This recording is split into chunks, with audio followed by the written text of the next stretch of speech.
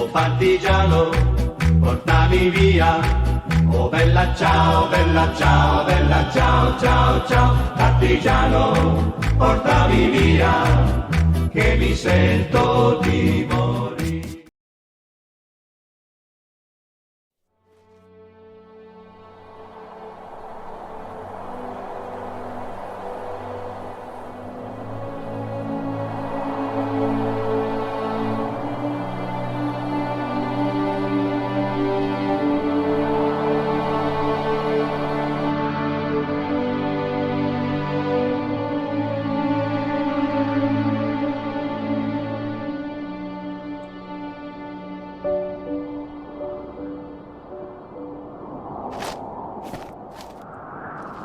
Are you awake?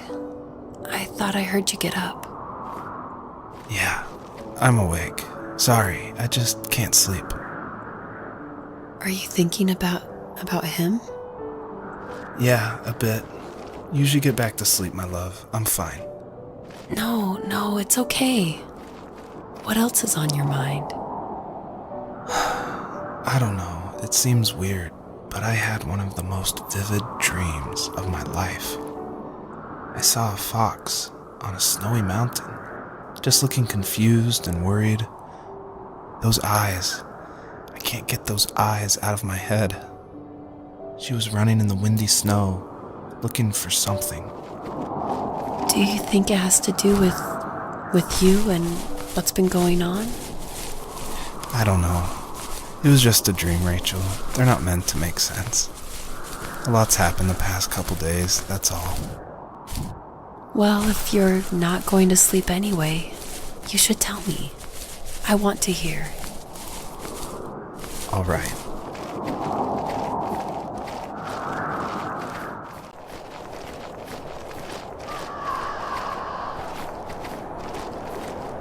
So, not far from her home, she followed that path to something unexpected.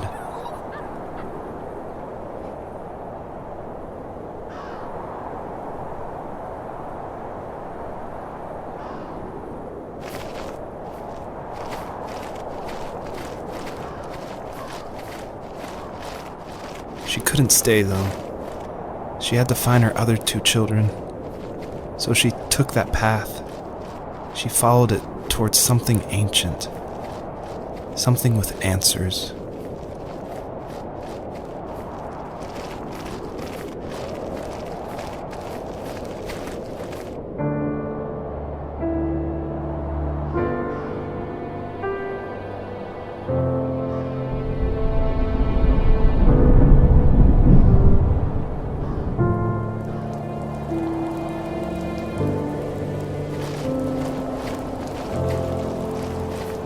The fox looked high and low, searching for any sign of her cubs. Points of light showed the way to this ancient tree. It was as if each one had a story to tell, all their own. The land was trying to tell my story, too. I felt like I was right behind her the whole time.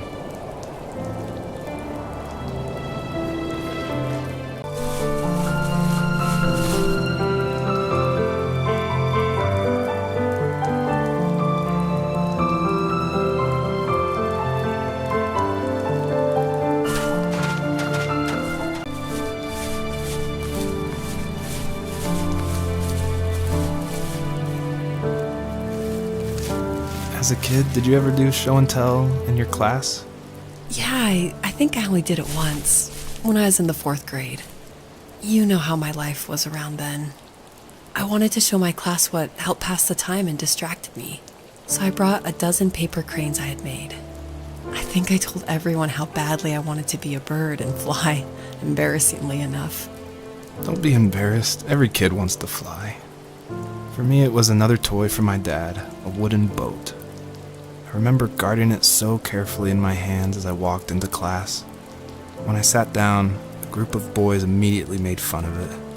They asked which trash can I found it in, or why an ugly log was my favorite toy. When I got up, I didn't even want to tell them my dad had carved it. I said it was a joke gift my friends had given me. Kids can be so cruel. Some of them are. I shouldn't have let them get to me, but it did. It's amazing we bounced back at all.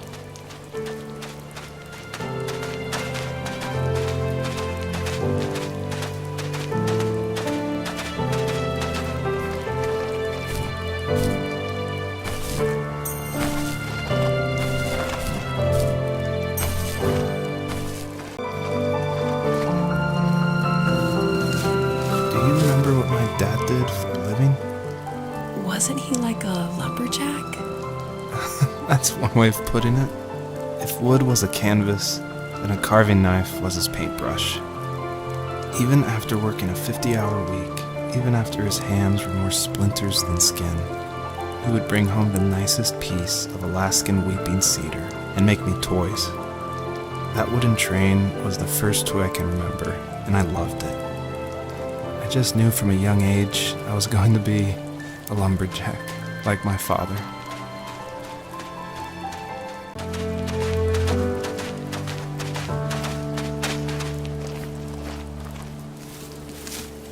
Usually those kids would leave me alone, but somehow they could tell I was different. They made fun of how far away I lived. They called my dad a sourdough. I was a blabbermouth as a kid, telling my dad stories I made up for hours. But after that show and tell, I didn't tell him much anymore. He didn't know exactly what was wrong, but his best guess was that the toys he carved weren't cool enough. He carved me a tank and tried to tell me what it was like to be in a real tank as a serviceman. I didn't know your dad was in the military. Yeah, in the army. The sad thing is that I'd pretty much forgotten until just now. There's so much I still don't know about him. I'm sorry. He knows how much you love him. You're going to see him again soon and have some closure, I'm sure.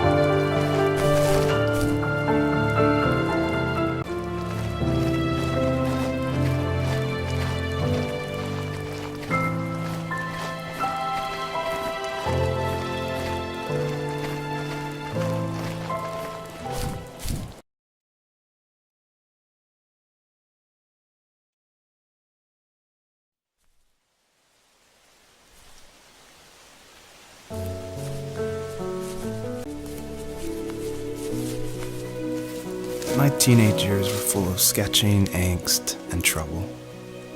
I wasn't popular or unpopular. Maybe just forgettable.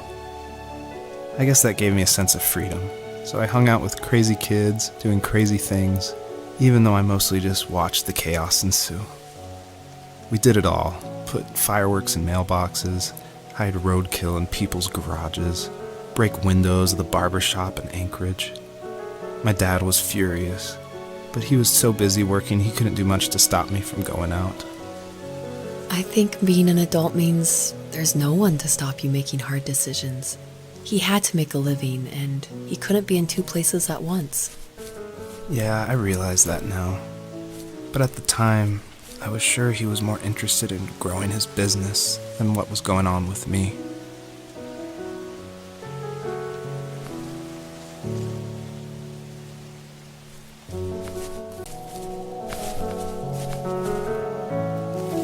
He was working another late night, and my friends were over, saying how bored they were and how they'd come all the way out to my house for nothing. One of them mentioned how that old, ugly beyond belief truck was still in the garage, and how we should take it for a spin. I was only 15, so I kind of fought it for a while. The next thing I knew, we were careening around the mountain path, rocks spitting onto the sides of the cliff, while my dad's cringeworthy bluegrass blared out the speakers. I drove while my friends were in the back of that yellow and purple truck, throwing beer bottles and trash at anything remotely interesting. felt like I was soaring in the air with borrowed wings. But all good things have endings. A cop outside of Eagle River pulled us over after he saw us in a bottle rocket into someone's yard.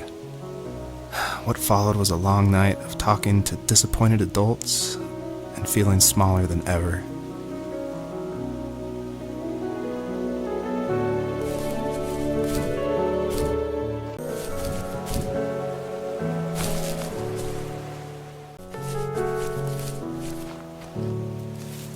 After he drove me home from the police station, I blew up at him, saying how I never wanted to be like him, how I was going to be someone and leave that hick icebox for good. He just looked forward at the road with tired eyes. I took out that bluegrass tape from the cassette deck and chucked it out the window. In my sage teenage wisdom, I thought I had proved the ultimate point, but my dad had a different idea. He slammed the brakes, slowly bowed his head while gripping the steering wheel, and finally looked at me. All he said, like it was a polite request, was, "Make this right." I sat there in silence, fuming, but I eventually got out and combed every square inch of the woods, muttering profanity after profanity. I found it 30 minutes later, near a small waterfall off the road. I went back to the truck, put the wet tape back in, and sure enough, it worked. We didn't speak another word to each other the rest of the night. Wow, I knew you were a crazy teenager, but It's hard to believe, isn't it? Surprises me too. It's like I didn't really know who that kid was back then. I bet my dad thought the same thing over and over. It's almost like he was saying, "Make this right," to himself, more than to me.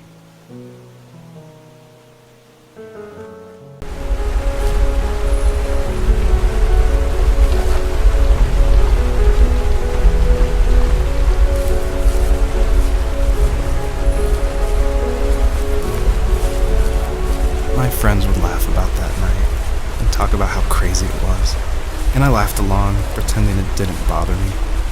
But it did. I imagined my friends growing old in the bush and able to find that thrill in those godforsaken ice fields.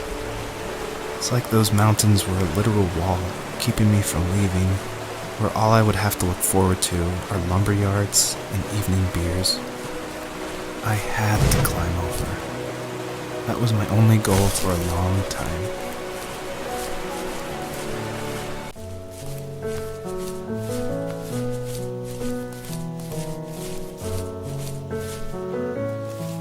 If there was some way I could take my love of drawing and turn it into a way of escape, nothing would make me happier. I wanted to create instead of tearing trees down. I wanted to move to the lower 48, not because I hated it there in Alaska, but I hated the idea of it. It's like all of that spite inside me had created this monster which followed me around my whole teenage years. I put so much energy into doing what others didn't expect of me. Why did I do that? there's one fact you're forgetting, though. If you didn't have that fire in you, we probably would have never met. You're absolutely right. Maybe the destination is all that matters in the end. But then why am I awake? Why am I seeing this fox go on her journey? And why can't I stop thinking about my dad?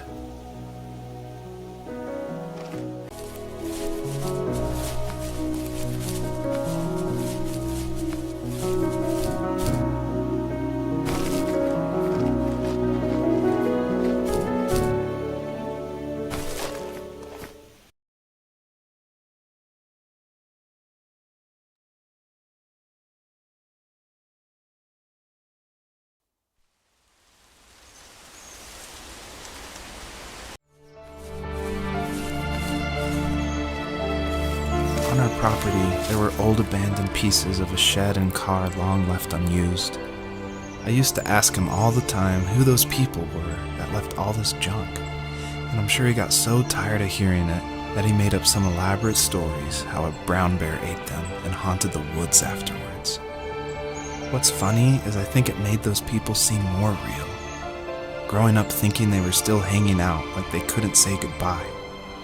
I used to tell my friends how I could swear I saw spirits move near the water, and that always freaked them out.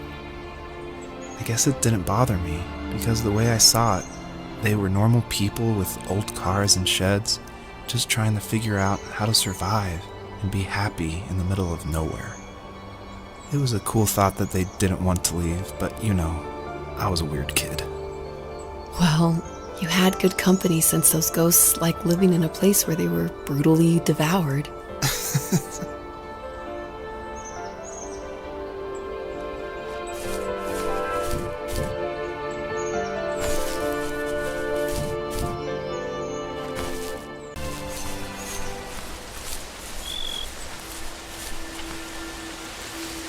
Even at my most distant, at the times when I detested him the most, he kept reaching out.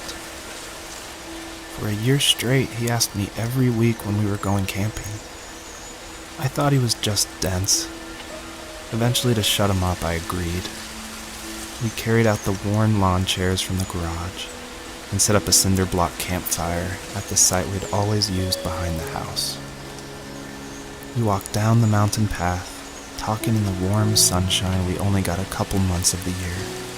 Those 3 obsidian rocks shimmered alongside the shore, almost like sparklers pressed against a dark window. I'll never forget that wet stone on my feet, or how those massive mountains looked even bigger in the lake's reflection. I felt small, but grateful. As the sun set, my dad found something I hadn't seen for a long time. The tree where I'd made my first carving when I was 6. I hadn't even carved it. My dad had helped me, but I still called it my tree. Something about seeing my name there made me open up, and we talked about everything that night in that old camouflage tent.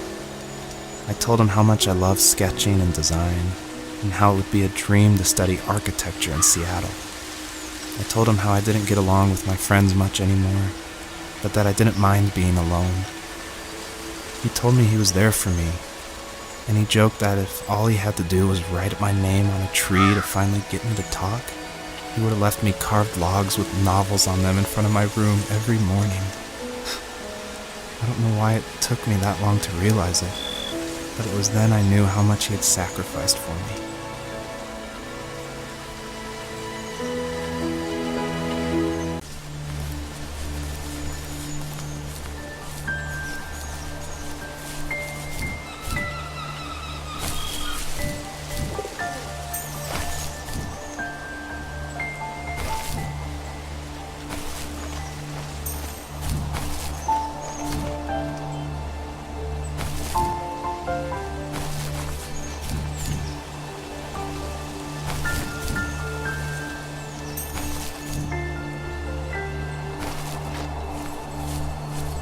The perpetrator stood nearby, unfazed, like nothing was wrong. My dad is dead, and he's never coming back, Rachel. I can tell you these stories, but I can never reminisce with him again. He can never hold a grandchild that we'll probably never be able to have. I can never talk to him again, and I'll never be able to say I'm sorry for everything.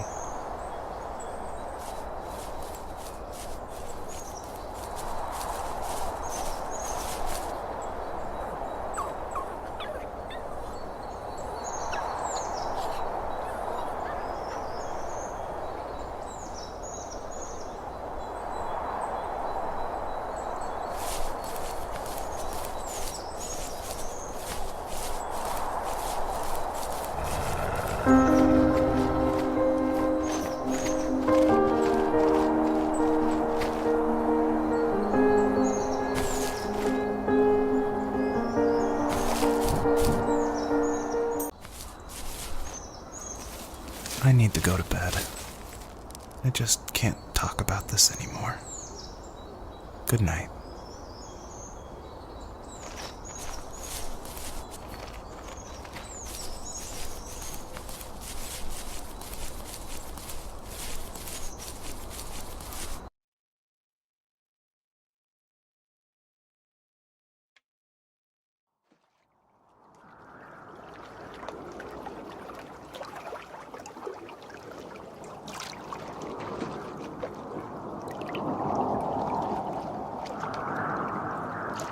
Joseph, you can't go to sleep feeling like this.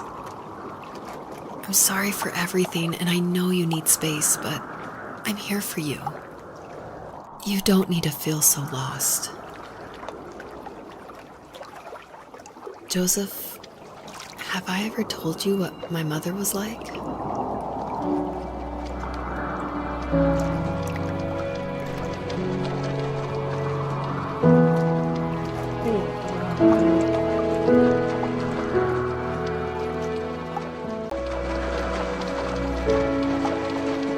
You know what it's like not to have a mom at home. And you know how hard that made my childhood. What helped me was watching the birds in the morning before the school bus came. I thought that my mother was one of those birds, and it made me want to be free like her. My mom taught me how to fold origami cranes while she was in the hospital. So I told myself I would fold one every day until I could fly myself.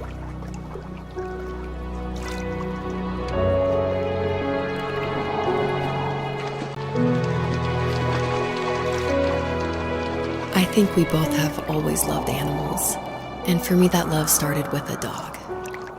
Sometimes this Rottweiler would come up to our property line and wait at the fence for me, but only once in a while. I was sure to check every day immediately after school, and it usually ended in disappointment. I would even steal money from my passed-out dad just so I could buy these off-brand dog biscuits. Even when she did stop by, she never went beyond the fence. Why was she so scared?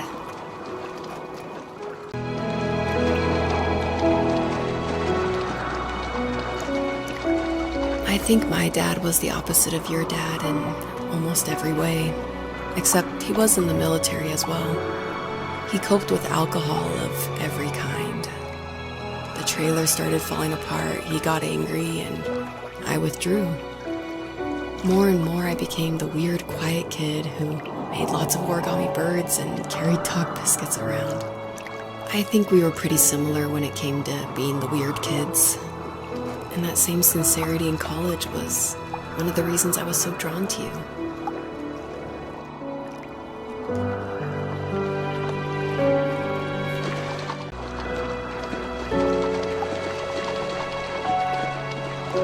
Life got worse and worse. And at one point, I really didn't think I could survive another day with my soul still intact. I had no real friends, let alone neighbors, since we lived in the middle of nowhere. I should have talked to my teacher, but I was scared what he would do if he found out. As I waited for the school bus one morning, I walked around until I found something in an abandoned shed. Something I can't put into words.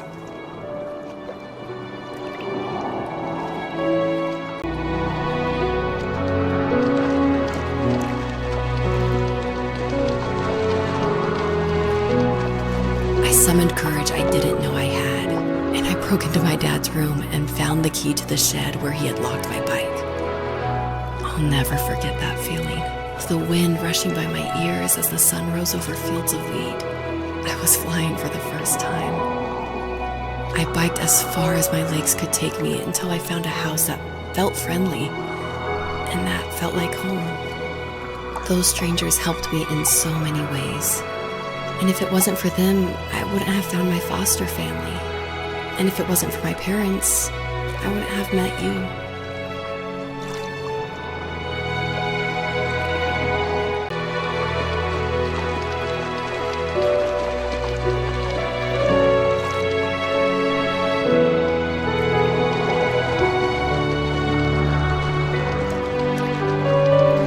You have strength, Joseph, and you're not as alone as you think.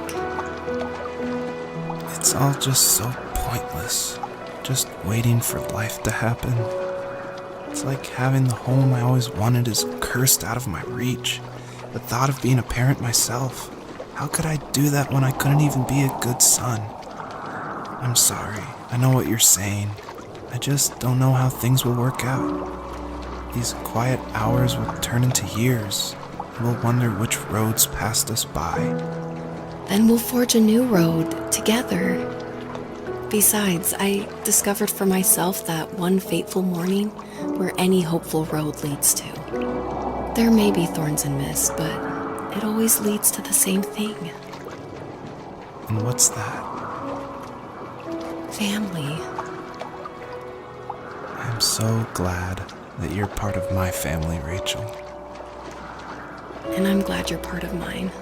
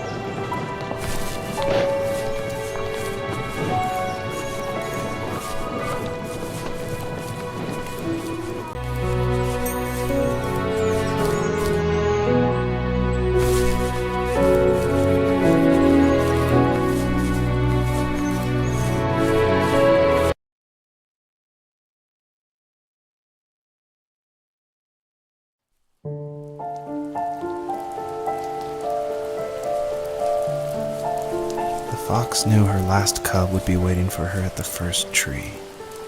She was almost there. The rain cascaded onto the jade valley where the entrance to the tree was. Life was protected there, because that's where life began. It was now only a mother and a daughter left. Items from my life still dotted the ground as she moved closer to her destination and destiny.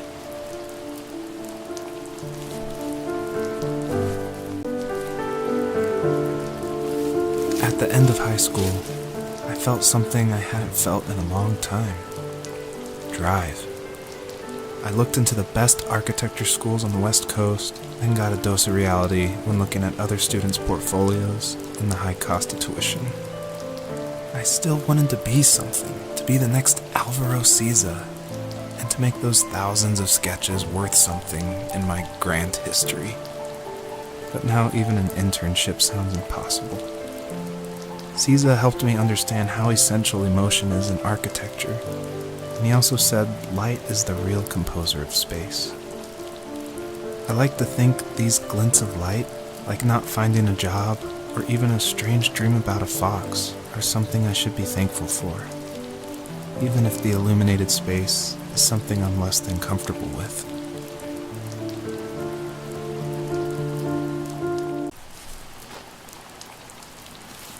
My dad was super supportive with my college plans, to a point. Things were okay until this terrible accident happened. I guess a forklift flipped over due to a bad axle, and it crushed one of the workers there. My dad didn't eat for days, even though he wasn't directly involved. It devastated him. Not only did it hurt the business, but it just freaked him out. He would talk in his sleep, muttering things about firing people and saying sorry. One fateful day he approached me, said that since my school search wasn't going well, I should finally be a man and take over the family business. He said one day he was going to die, and that all of his work, sacrifice, and even that man's life would be wasted in vain. I just lost it. Teenage me just exploded at the thought. I screwed up. I said things I shouldn't have. He was having a crisis, and I pretty much spit in his face.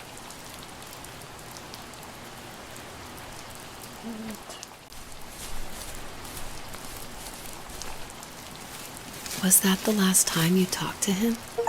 No, I called on holidays, and he would call on my birthday. I guess we acted like nothing ever happened, which was stupid.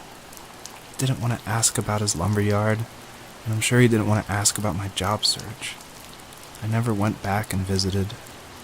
I think the last conversation we had was about what movies we had seen and what exactly a best boy is in the credits.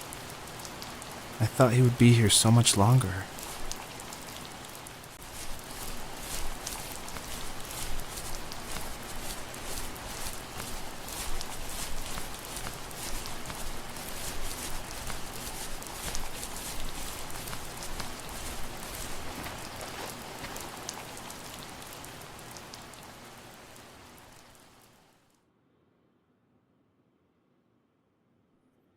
In the distance, the first tree illuminated the wasteland. She couldn't go home anymore. She did the only thing she was capable of: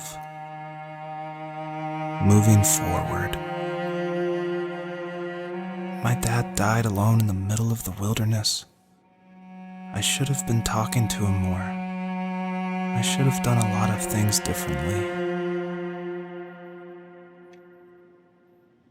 If the first tree on earth brought life with it, if it taught the birds to sing and fly and showed saplings how to grow, what could it do for us?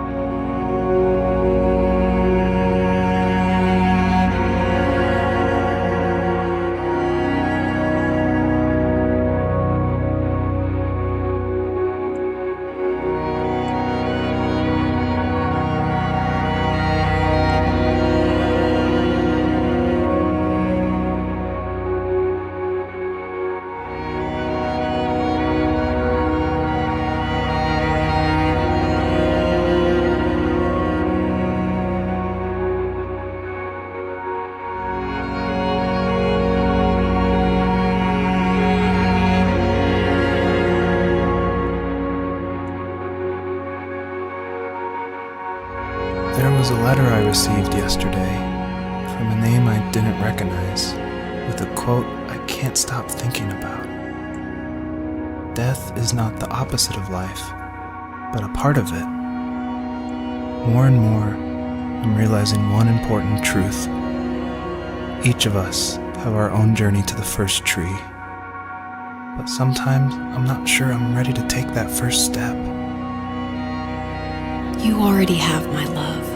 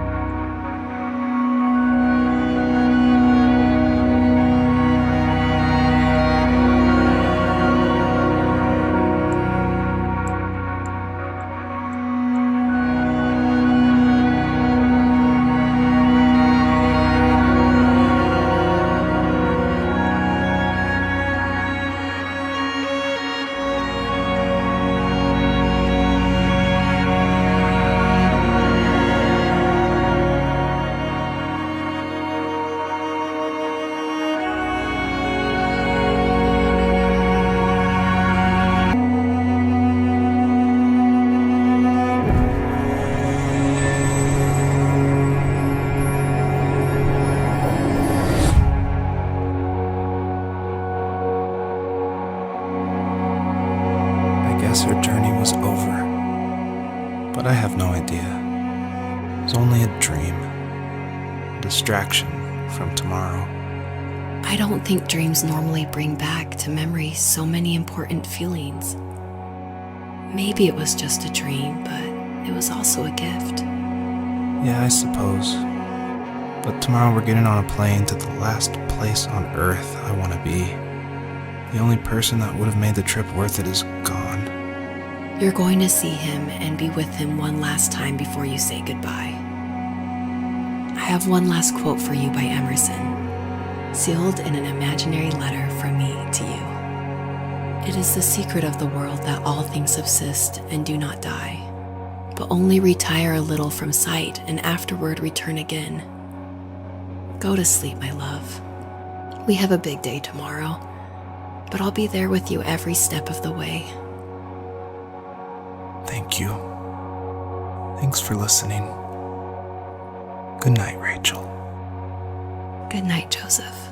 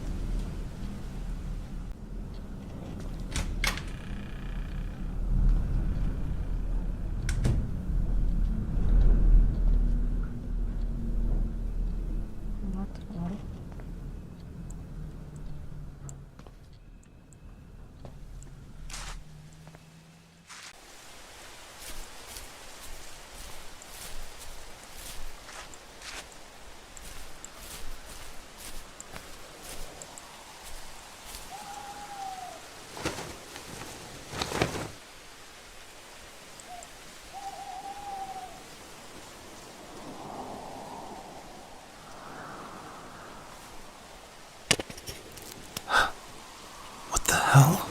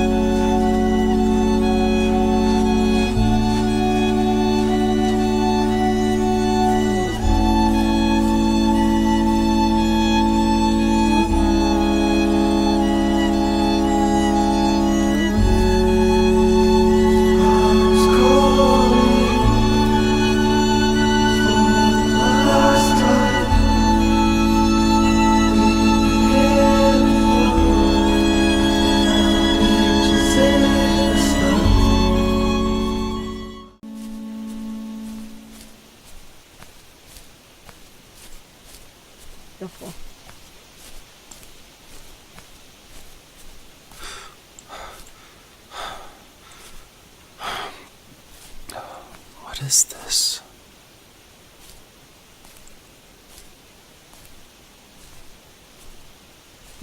¿Quieres?